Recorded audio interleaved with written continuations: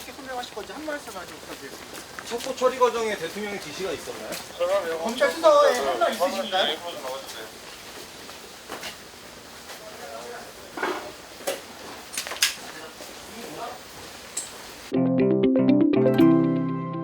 그동안 어제 문 전 대통령이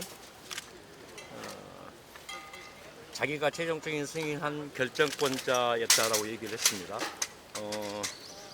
직무유기를 했다는 것, 그 다음에 살인 강조와 유기를 했다는 것을 직접 해명을 했습니다. 어떻게 전직 대통령이 공직자까지도 구별을 합니다.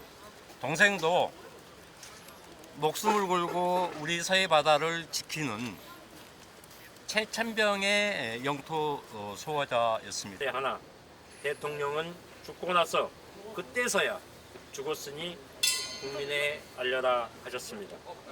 무엇이 도를 넘는 행위입니까? 그때 국가는 조남방송과 북한의 송환 요청에서 월북에 관한 직접적인 조사를 했어야 했습니다. 가만히 있다가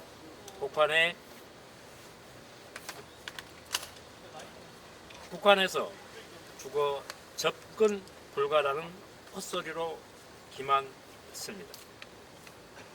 충분히 구조방송 송환 요청할 시간과 방법이 존재했는데도 없었다라고만 거짓말했습니다. 일단 서훈 실장, 전 실장과 함께 하기 위한 겁니다. 저희들이 일관되게 이야기한 바와 같이 당시 정부에서 정책 판단을 한 건데 그 정책 판단에서 사업 잣대를 들이대는 것은 옳지 않다. 그리고 그 정책 판단을 하기 위한 많은 자료가 있었는데 그런 자료가 바뀐 게 전혀 없음에도 불구하고 판단만을 바뀌는 것은 기본적으로 옳지 않다라고 생각을 하고, 더 나아가면 그런 판단이 바뀐 거에 대해서 아무런 근거도 제시하지 않으면서 사법 잣대까지 들이대는 것은 더욱 적절하지 않다라고 생각을 합니다. 진상조사했던 TF장을 맡았던 김병주 의원입니다.